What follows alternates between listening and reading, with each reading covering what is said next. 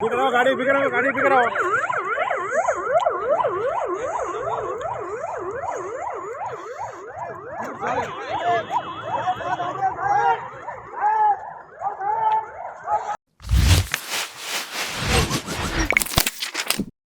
દાહોદના ઝાલોદ તાલુકાનું લીંબડી વરોડ ગામે આવતા ટોલનાકા પાસે મોટો ખાડો પડ્યો હતો, જેને લઈને સામાજિક આગેવાન પ્રવીણભાઈ પારગીએ ટોલનાકા પરના કર્મીઓને ફરિયાદ કરતા બંને વચ્ચે માથાકૂટ થઈ હતી, જે મામલે પ્રવીણભાઈ પારગીએ તાત્કાલિક દાહોદ જિલ્લા વહીવટીતંત્રને ફરિયાદ કરી હતી, પરંતુ કોઈ નિરાકરણ નહીં આવતા પ્રવીણભાઈ પારગી તેમજ સામાજિક કાર્યકર્તા શિરેશભાઈ બામણિયા ટોલનાકા પર જ ધરણા પર બેઠા હતા। આ સમયે દાહોદના સાંસદ ઉમેદવાર જસવંતસિંહ ભાભોર કાફલા સાથે પોતાની ગાડી લઈને પસાર થયા હતા। ધરણા પર બેઠેલાએ યોગ્ય નિરાકરણ લાવવા રજૂઆત કરી હતી, પરંતુ જસવંતસિંહ ભાભોર વાતચીત કર્યા વિના નીકળી ગયા હતા।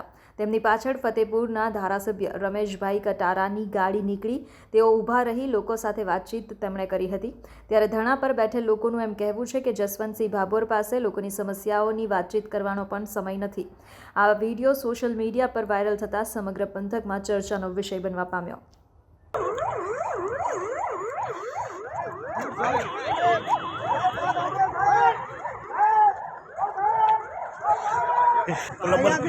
પસાર થયા આ વરોડ ટોલ નાકા ખાતેથી પસાર થયા અને સાંસદ સભ્યએ આ પ્રજાની વાત સાંભળવા માટે 1 મિનિટ પણ ગાડી બ્રેક નથી કરી। તો આ પ્રજા અહીંયા બેઠી છે, શું કરવા બેઠી છે? હમણાં ઇલેક્શન આવશે એટલે આ લોકો વોટ માંગવા નીકળશે। પ્રજાની આપવીતી સાંભળવા માટે માત્ર 2 મિનિટનો સમય તો આ સાંસદશ્રીએ કાઢવો જોઈએ કે ના કાઢવો જોઈએ? સાંસદ જસવંતસિંહ ભાભોર હમણાં અહીંયાથી પસાર થયા। અમે એમની સામે આ પ્લેકાર્ડ લઈ અને સાહેબને કીધું, સાહેબ વાત સાંભળો અમારી પ્રજાની આ દુઃખ છે। તો એમને આ વાત સાંભળવી જોઈએ કે ના સાંભળવી જોઈએ?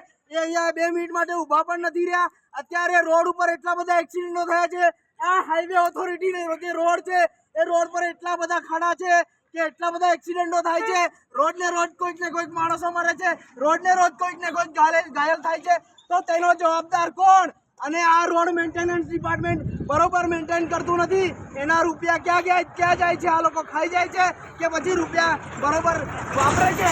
અત્યારે પેલા કાકા જે છે બિચારા કાકા, એમની વાઈફ, આ કાકાની વાઈફ આજે સુંદરમ હોસ્પિટલ ઝાલોદમાં દાખલ છે અને એમને નાકમાંથી બ્લડ નીકળ્યું। અત્યારે એવી પરિસ્થિતિ છે કે એમને બરોડા ખાતે દાખલ કરવામાં આવે।